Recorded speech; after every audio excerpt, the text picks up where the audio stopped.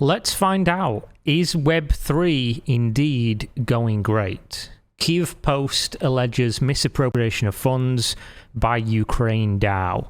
Of course, why would this not be a thing? If you don't know, guys, DAO, Decentralized Autonomous Organization, basically these guys came out and they were saying, you know, give us cryptocurrency and we're going to pull this together and we're going to use it to help Ukraine. Ukraine DAO is a project that emerged shortly after the Russian invasion of Ukraine, aiming to raise cryptocurrency funds to support Ukrainians. These guys emailed me repeatedly, asking me to donate cryptocurrency to Ukraine DAO.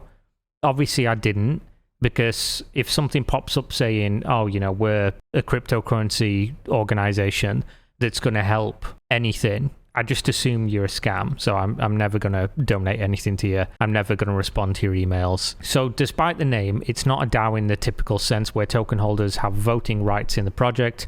The initiative has raised millions in donations, and at least 5 million has gone to the Ukrainian government or legitimate charities. Cool. At least that's good then. But there's 7 million. But the group's website claims 7 million has been donated in total. However, Kyiv Post has recently been asking questions about the organization. Ooh, what have they been doing? Earlier in April, the newspaper published an article claiming that the group had fabricated its claims that it was supported by Ukrainian governmental bodies. Who would have guessed? Now they've published another article claiming that at least $500,000 to $700,000 of funds seem to have been misappropriated. That's crazy. Somebody would really do that. Use a charity based on a literal invasion of a country to drain money out and personally enrich themselves. I would never have thought somebody would do that. One point of contention has been that the organization claims that 100% of money raised is donated, but in reality the project leader, Alona Shevchenko, takes a $5,000 a month salary. Yeah, reasonable. This led to a split between Shevchenko and Pussy Riot's Nadia. I'm not even going to try and say your name, but what the fuck is a Pussy Riot? It's a Russian feminist protest and performance art group based in Moscow that became popular for its provocative punk rock music, which later turned into a more accessible style. I mean, I love the name. I am partial to a bit of a Pussy Riot myself. Oh my god, they were on trial. Man, that must have been one hell of a Pussy Riot. So Pussy Riot's Nadia was actually active in promoting Ukraine DAO. The Kyiv Post has raised questions about other transactions from the Ukraine DAO wallet, which went to other leaders of the project or to centralized exchanges. Yeah, you don't want to be doing that, do you? I'm not surprised people were paying themselves a salary to manage something like this, because if something's raising millions of dollars, all charities have people that are paid, that have jobs. But as soon as you start sending money to exchanges and things that are not related to somebody's salary, you fucking goofed. Shevchenko, a London-based Ukrainian who has in the past led the Free Ross DAO. Oh my god. Can we stop hearing about Free Ross? Even though I think he should be freed, he's not gonna be, is he? Just raising cryptocurrency for a man who's in federal prison for the rest of his life, it's not going to do anything as far as I'm aware. Project to raise funds to support Ross Ulbricht, the jailed creator of the crypto-powered darknet Silk Road marketplace. Shevchenko's most recent project is Iran DAO, which claims to support Iran's woman-led revolution. So there's just a DAO for everything, I guess. Just donate money to this person and solve all the world's problems. I do think it's a bit weird how it's like Russia's invasion of Ukraine. Let's raise money for that.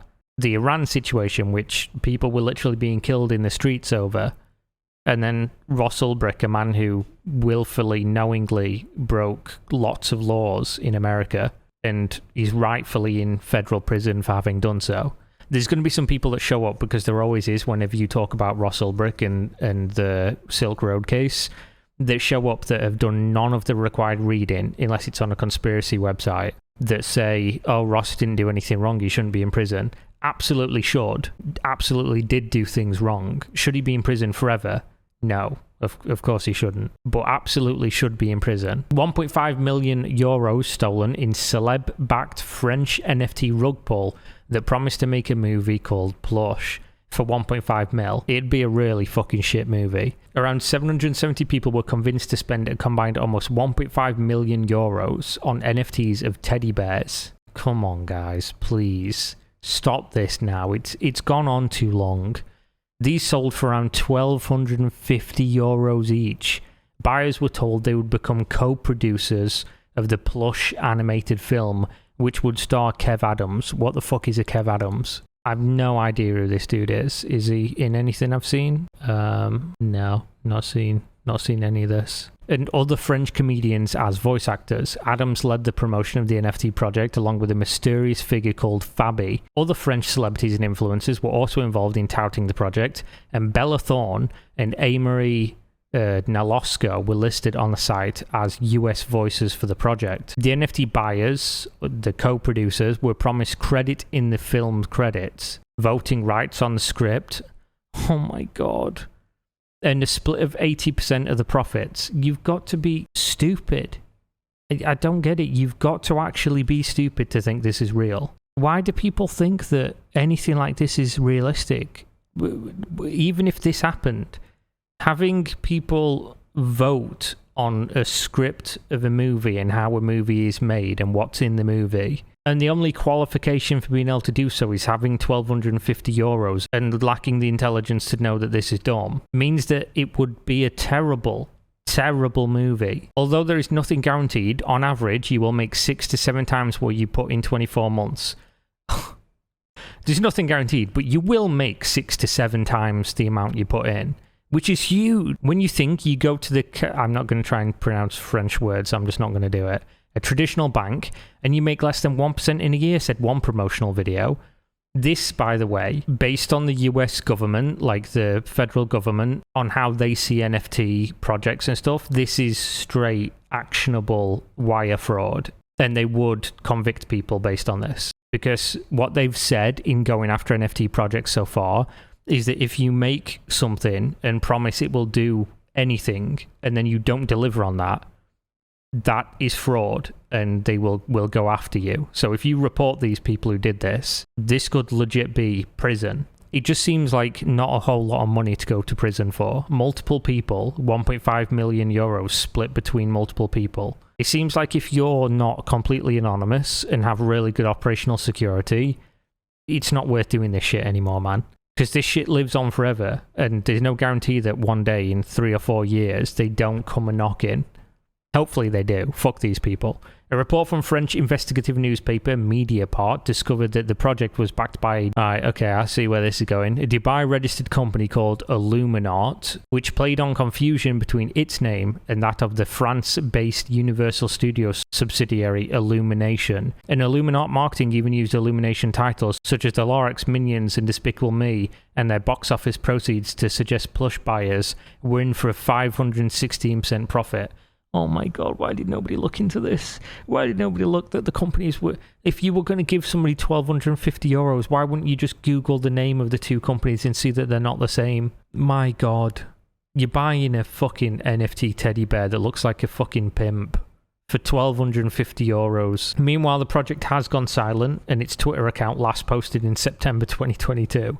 NFTs are no longer offered for sale on the official project website, and Illuminat's business license has expired. Yeah, but they are still in the business of taking your motherfucking money.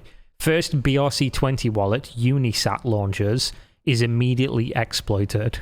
Okay. Over on the Bitcoin blockchain, people are abuzz over the launch of BRC20, a similar concept to ERC20 tokens on Ethereum that allow people to create their own tokens. If you don't know, one of the reasons why Ethereum is as big as it is because for a real long time, and even now, most cryptocurrencies run on Ethereum as ERC20 tokens, and many of the projects that exist that are the bigger ones started out as ERC20 tokens.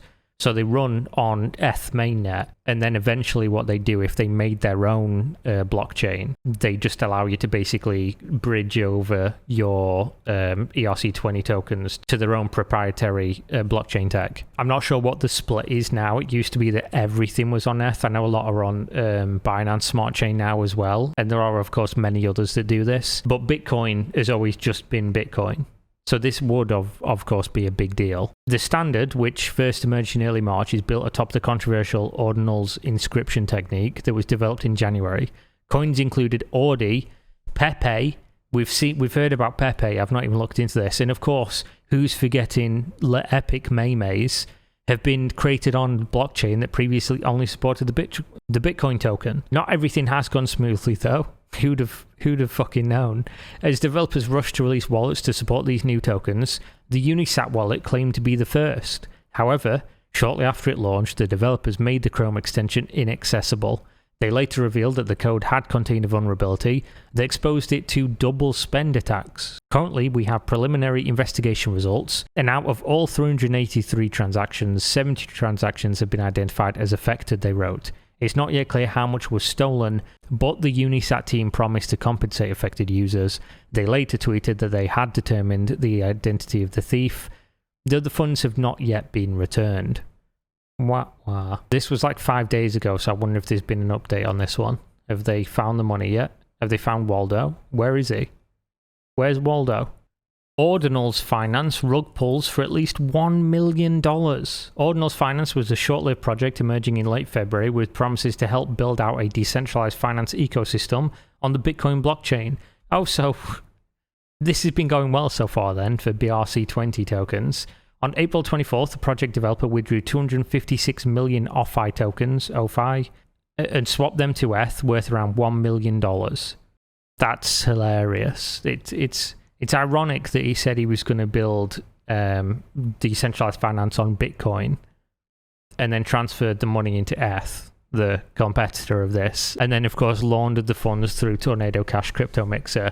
The project creator deleted the project's Twitter account and took down its website. I saw one the other day, I'll probably go through it in a video, where somebody rug pulled, transferred all the money, but they were so fucking dumb, they transferred it to their main wallet that everyone could just look at and see it's this person, it's literally connected to his Twitter account, everybody knows who it is. And then obviously people ratting him and DMing him like, bro, why have you just committed fraud? Why have you just stole people's money? And he'd already took everything down by that point, and then he just came back and were like, yeah, I'm refunding everyone, as if this was some kind of like joke or a gotcha or something. It's, you've just committed fraud and you should go to prison, but you think it's okay because you've come back and been like, yeah, I returned everybody's money. You still did the crime.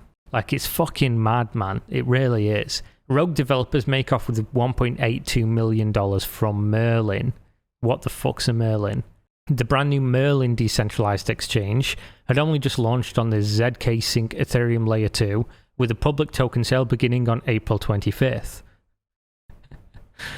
So they called it Merlin, and then they're just straight out here doing vanishing magic. The following day, they suddenly asked users to revoke permissions to the project, saying they believed there was an exploit.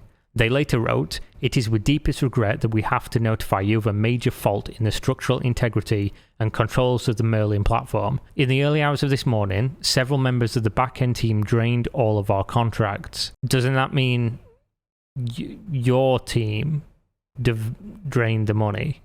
The Merlin DEX has been audited by the Certic security firm, which stated it was working with the remaining team members to try to trace the thieves. They were your team, how do you not know who they are? Meanwhile, they wrote that they would be working to compensate affected users. Some didn't seem to buy the story that the theft was carried out by a few rogue developers, accusing the entire Merlin project team of rug pulling. Wouldn't be the first time. Would not be the first time. Oh, so they literally do have people's ats, people's GitHubs and their Twitters. Goddamn. Well, there we go. I guess Web3 is going great, because that's like a week. It is actually straight 7 days. And of course, this, as always, is not everything, but it is what we've got. So thanks for watching, and I will see you next time. Peace out.